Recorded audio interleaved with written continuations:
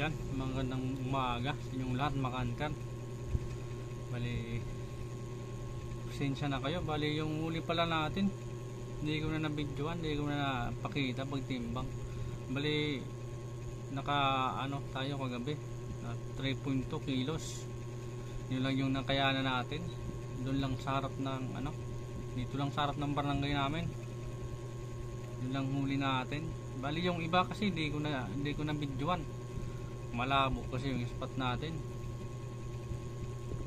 Tapos yung sinubukan ko sana sa kanto, sa pagitan ng babaw at yung malalim.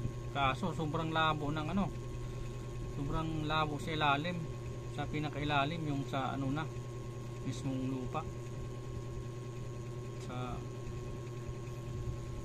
Kaya di tayo katuloy doon. Hanap sana natin doon yung sa Maral o kaya yung tribal, kasi may mga tribaling dito sa harap lang namin.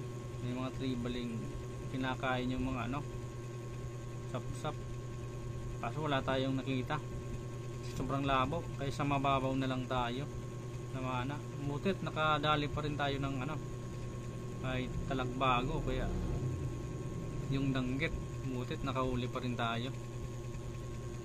Bali yun lang mga kanter. Bali, maraming salamat sa mga solid supporters at silent viewers na laging nanonood.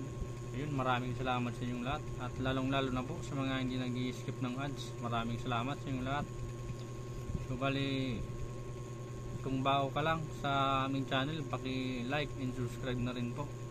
Paki-hit na rin ang notification bell para lagi po kayong updated sa mga future uploads natin. So bali yun lang po.